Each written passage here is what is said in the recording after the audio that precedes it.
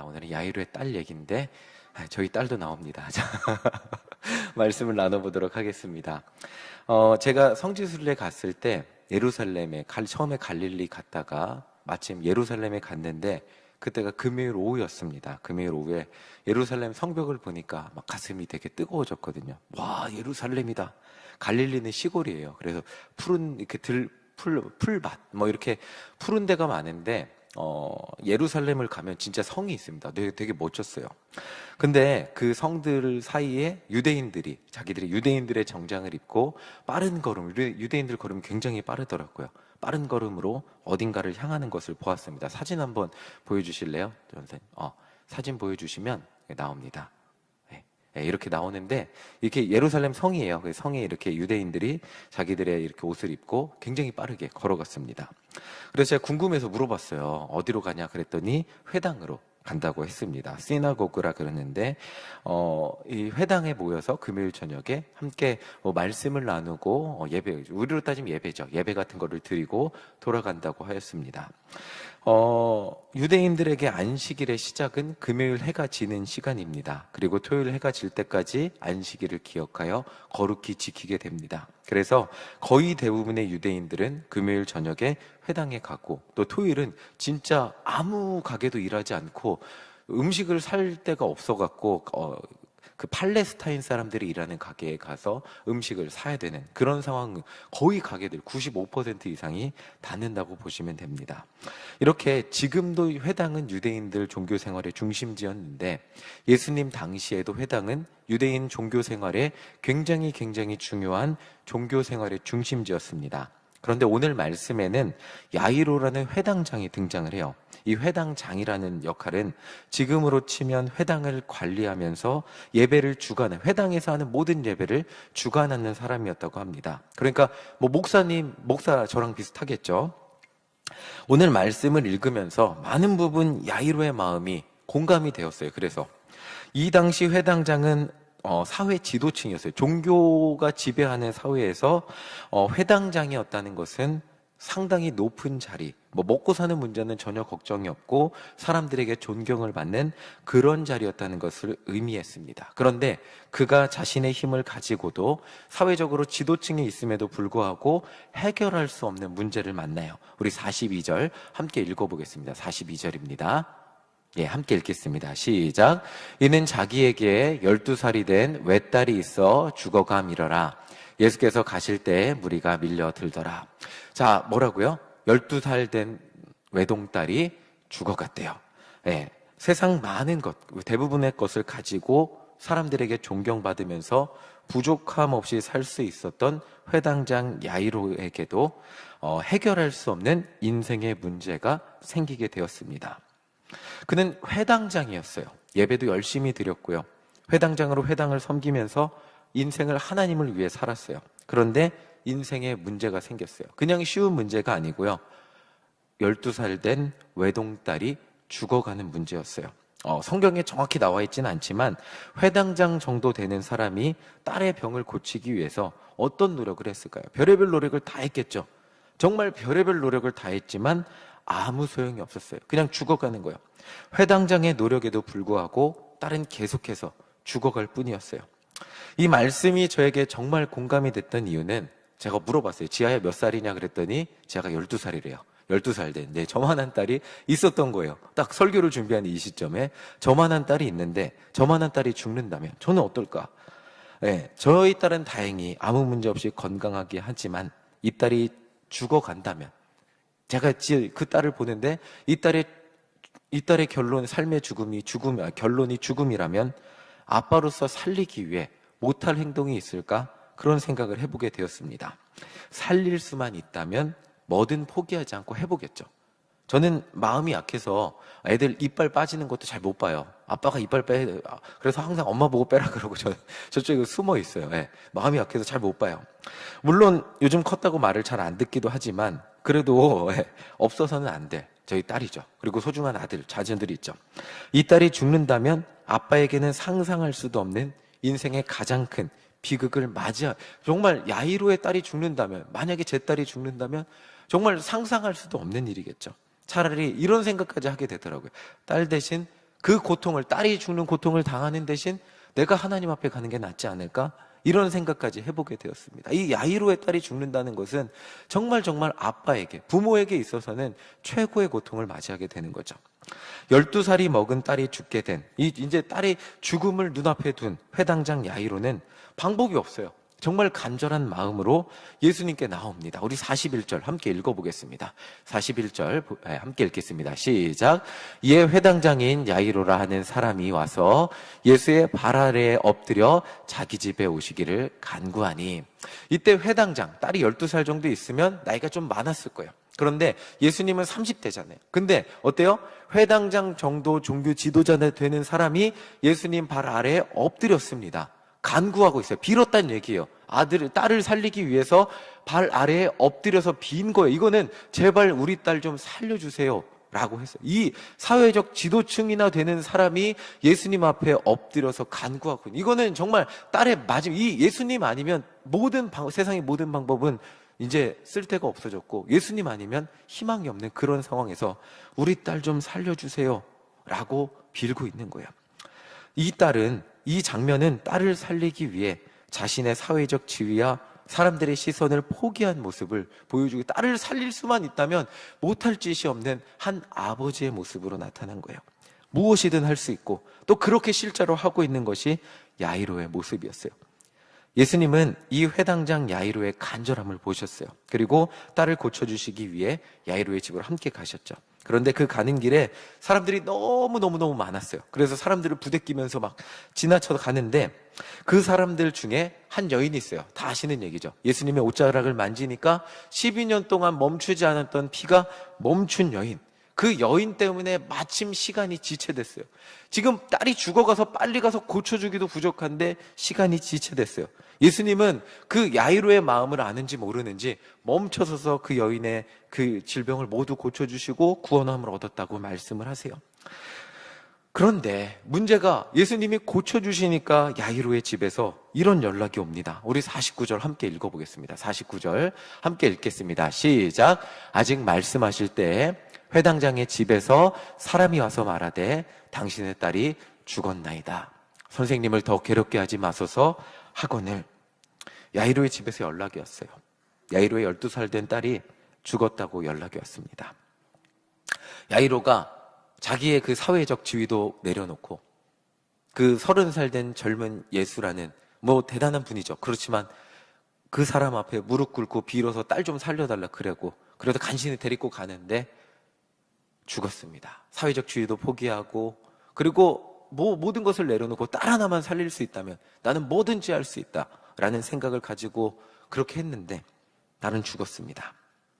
죽으면 모든 것이 원망스럽죠.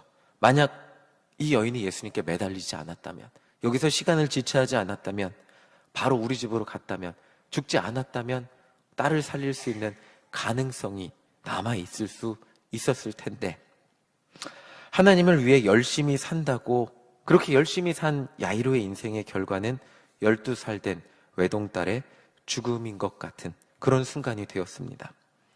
예수님을 모시고 가서 뭔가를 해보려고 해도 딸이 살아있어야 그나마 가능성이 있지, 죽었잖아요. 이제 무슨 가능성을 가지고 예수님을 데리고 갑니까? 그러니까 49절 마지막에 이렇게 말해요. 선생님을 더 괴롭게 하지 마소서. 선생님 와봤자, 예수님 와봤자 가능성 없다는 거예요. 인간이 생각하기에 모든 가능성이 사라진, 이젠 다 끝났어요. 죽었잖아요. 다 끝났어요. 한 인간이 생각할 수 있는 가장 최악의 상황, 딸이 죽는 그 상황이 눈앞에 펼쳐지는 바로 그 순간 야이로는 절망했겠죠. 그리고 우리도 절망하기 마련입니다. 내 걱정이 현실이 되는 순간, 대부분 그렇게 얘기하죠. 우리들이 하는 걱정의 90%는 쓸데없는 걱정이다 라고 하는데, 때로는 그 걱정이 현실이 되기 때문에 90%의 쓸데없는 걱정을 하고 살잖아요. 근데 지금 야이로의 상황에서는 한 인간이 생각할 수 있는 가장 최악의 상황의 걱정이 현실이 되는 것을 눈으로 마주하게 되었어요. 현실이 됐어요. 딸이 설마 딸이 12살밖에 안 됐는데 죽겠어? 그런데 죽었어요. 내 걱정이 현실이 되는 순간, 아무리 하나님을 믿는 사람이라 할지라도 우리는 절망하고 낙심하게 됩니다. 딸이 죽었는데 내 걱정이, 내 염려가 현실이 된 상황 앞에서 그렇게 기도하고 하나님을 찾고 그렇게 예수님께 매달렸던 순간들이 아무 의미가 없었던 것처럼 느껴지게 됩니다. 예수님이 옆에 계세요. 예수님이 옆에 계신데 예수님이 옆에 계셔도 아무 소용이 없게, 선생님을 더 이상 괴롭게 할 필요가 없는 상황이 된 것 같기도 합니다. 기도했는데, 기도하고 있는데 눈앞에 어떤 현실이 펼쳐집니까? 내 걱정이 현실이 된 그런 현실 앞에서 기도가 아무 소용이 없는 것 같이 느껴지고 더 이상 기도해서 뭐 하나 하는, 기도할 필요성과 이유를 찾지 못하게 되기도 합니다. 내가 걱정하고 염려한 최악의 상황이 눈앞에 현실이 되었기 때문입니다. 이게 야이로가 맞이한 상황이었어요. 자, 그런데 이렇게 인간이 판단할 때 이제 모든 것이 끝났잖아요. 가능성조차 없어 보이는 그 순간에 예수님이 정말 요즘 젊은 사람의 표현으로는 정말 당황스럽게 이런 말씀을 하십니다. 50절 함께 읽어보겠습니다. 50절입니다. 함께 읽겠습니다. 시작. 예수께서 들으시고 이르시되 두려워하지 말고 믿기만 하라. 그리하면 딸이 구원을 얻으리라 하시고, 자, 인간이 보기에 모든 가능성이 끝났다고 생각하는 그 순간 예수님은 야이로에게 이렇게 말씀하세요. 두려워하지 말고 뭐라고요? 믿기만 하라. 그리하면 딸이 구원을 얻으리라. 자, 이 말을 그냥 저는 딸이 죽었다고 생각하고 한번 쭉 그냥 묵상을 해봤는데 이거 같았어요. 딸이 죽었잖아요. 구원을 얻으리라. 무슨 말 같으세요? 딸이 천국에 갈 거다라는 말같이 저는 들렸어요. 구원을 얻으리라 그러니까 너 다시 살아나진 못해도 우리 천국에서 만날 거야 라는 말같이 느껴졌어요. 그렇게 충분히 들릴 수 있다는 생각을 했는데, 딸의 죽음에 슬퍼하는 가족과 예수님은 근데 이 정말 너무너무 슬퍼하는 야이로와 그 가족들, 그리고 예수님의 말에 뭔가 비현실적이라고 비웃을 것만 같은 그런 사람들 앞에서 예수님은 이렇게 또 말씀하세요. 우리 52절 함께 읽겠습니다. 52절입니다. 시작. 모든 사람이 아이를 위하여 울며 통곡하며 예수께서 이르시되 울지 마라. 뭐라고요? 죽은 것이 아니라 잔다 하시니. 예수님은 이 죽은 여자아이가 죽은 것이 아니라 잔다고 말씀하세요. 이 말을 들은 사람들은 예수를 막 비웃었어요. 우리가 그거 사람 죽은 것도 모릅니까? 여기 보시면 시체 식어, 사람 체온이 식지 않았습니까? 죽은 거 아닙니까?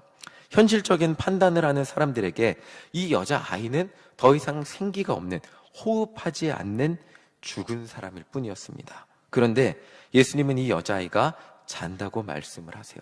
그 사람들은 당연히 비웃을 수밖에 없죠. 이 여자 이미 얼굴이 창백해, 호흡도 안 하는데, 체온이 식었는데 어떻게 이 아이가 잔다고 표현하실 수 있습니까? 그런데 그 순간 여러분들 다 알고 계시죠? 기적이 일어납니다. 54절, 55절 우리 함께 읽겠습니다. 함께 읽겠습니다. 시작. 예수께서 아이의 손을 잡고 불러 이르시되 아이야 일어나라 하시니 그의 영이 돌아와 아이가 곧 일어나거늘 예수께서 먹을 것을 주라 명하시니. 자, 그 누구도 이전에 경험하지 못하고 기대하지 못했던 일이 일어납니다. 바로 죽었던 야이로의 딸이 살아났죠. 회당장 야이로가 느꼈던 절망감에 비하면, 이제는 다 끝났다라고 생각했던 절망감에 비하면 너무나 아무것도 아닌 일처럼 딸의 생명이 돌아왔습니다. 다시 살아났습니다.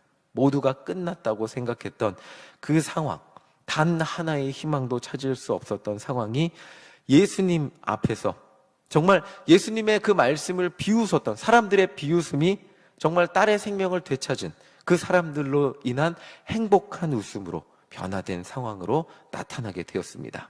예수님은 너무나 간단하게 아이에게 일어나라고 명령하셨고, 그러자 죽은 것 같은 아이가 영이 돌아와서 살아나는 기적이 일어나게 되었습니다. 너무나 문제 해결이 너무 간단해서, 예수님이 계시면 문제 해결이 너무나 간단해서 더 이상 드릴 말씀이 없을 정도입니다. 오늘 말씀을 들으며 여러분들은 어떤 생각이 드십니까?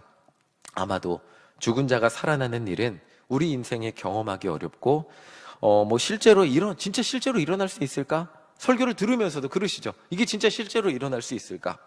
그리고 만약에 일어난다 쳐도 세상의 수많은 간증들처럼 만약에 일어났어도 저 사람한테는 일어나는데 나한테는 일어나기 어려운, 남의 일같이 여겨지는 그런 일이 죽은 딸이 살아나는 일, 그런 일같이 느껴질 것입니다. 그런데 오늘 말씀에서 우리에게 적용하며 한 가지 분명한 것이 있다면 우리가 믿고 의지하는 예수님께는 한계가 없으시다는 겁니다.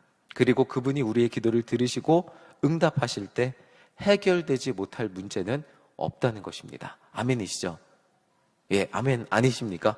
해결되지 못할 문제, 예수님이 해결하지 못하실 문제가 있으십니까? 예수님이 와도 이것은 해결하지 못하셔 라는 게 있으십니까?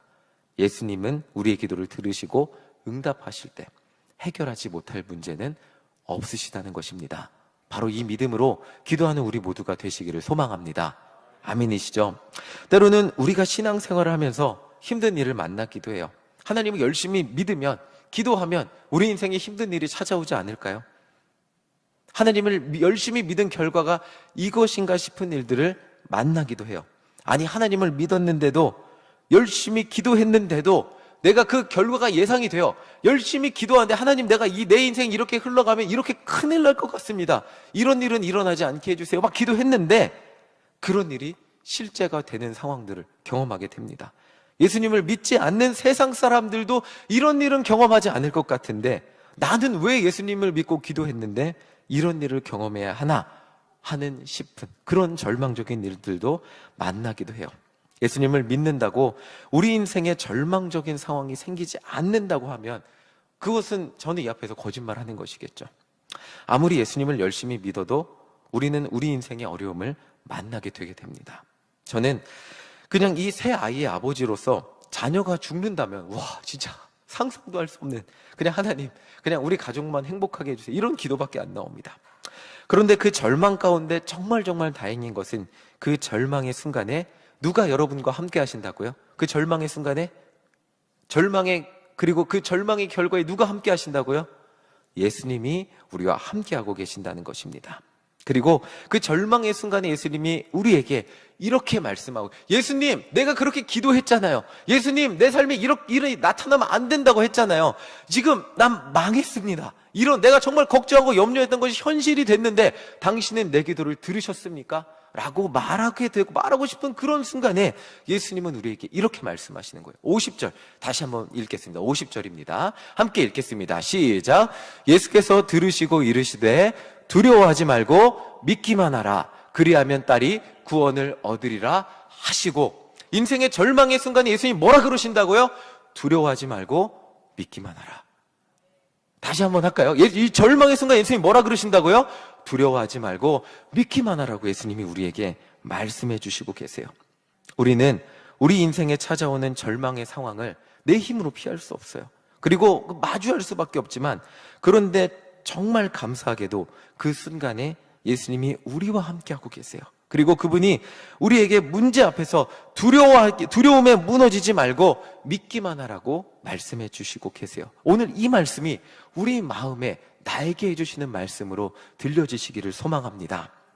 오늘 우리에게 어떤 문제가 있으십니까? 어떤 문제가 여러분들을 절망하게 만드십니까? 예수님을 열심히 믿고 기도했는데, 교회도 열심히 다녔는데, 하나님을 열심히 믿었다고 생각했는데 여전히 나를 염려하게 만들고 걱정하게 만들고 내가 염려했던 것들이 현실이 되어서 낙심하게 만들고 계십니까? 자, 저희 딸에게 제가 방금 예배 전에 얘기했어요. 저희 지아이 얘기할게 하고 했는데 저희 딸에게 세상이 무너지는 일이 발생했어요.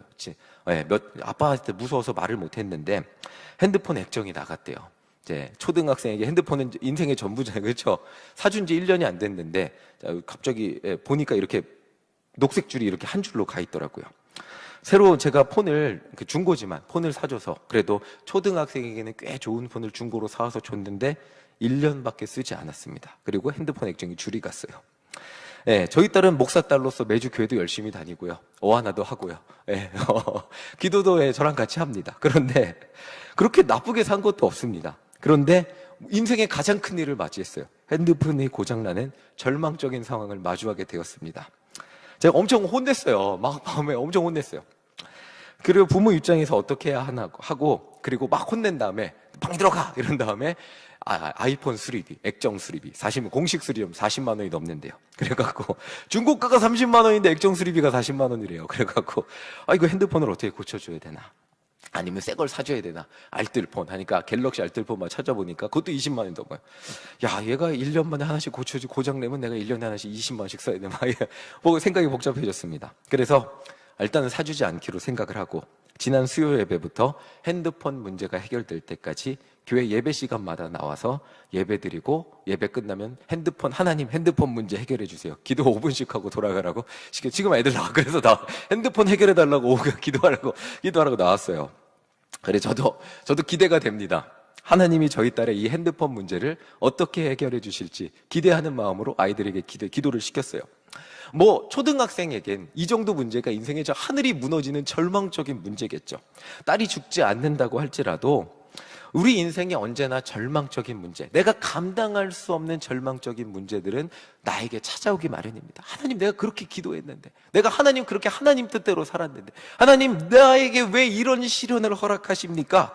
라고 느껴지는 문제들은 언제나 우리를 힘겹게 하고, 내가 했던 기도들이 정말 아무짝에도 쓸모없는 것 같이 느껴지는 그런 순간들이 우리를 찾아와서 우리를 힘겹게 합니다. 그런데 너무 다행히 그 절망의 순간 예수님이 여러분과 지금 함께하고 계시다는 것을 기억하시기 바랍니다. 그리고 오늘 예수님 앞에 간절히 무릎 꿇는 그 우리들 가운데 하나님의 회복하심의 은혜가 일어나게 될 줄 믿으시기를 소망합니다. 오늘 기도할 때 그 기적을 경험하는 일신의 성도님들 되시기를 간절히 소망합니다. 아멘이시죠? 자, 저를 한번 따라해 보겠습니다. 두려워하지 말고 믿기만 하라. 자, 한 번 더 따라해 보겠습니다. 두려워하지 말고 믿기만 하라. 자, 이제 마지막입니다. 한 번 더 마지막으로 두려워하지 말고 믿기만 하라. 그 말씀이 다 알고 있어요. 우리는 신앙생활하면서 이 야히로의 딸의 얘기를 너무나 많이 들었는데 그 말씀이 내 믿음이 되지 못해서 기도하면서 걱정하고 기도하면서 염려하고 기도하고 집에 돌아가서도 마음 편하지 않는 삶을 사는 우리들에게 예수님은 오늘 말씀하세요. 두려워하지 말고 믿기만 하라. 이 말씀이 나를 살리는, 내 염려를 사라지게 하는, 내 삶을 붙드는 말씀이 되기를 간절히 소망합니다. 오늘 기도하는데 말씀이 살아서 오늘 우리의 심령 가운데, 우리의 삶 가운데, 우리의 인생 가운데 이 말씀이 살아서 역사하는 놀라운 역사가 일어나기를 간절히 소망합니다. 아멘.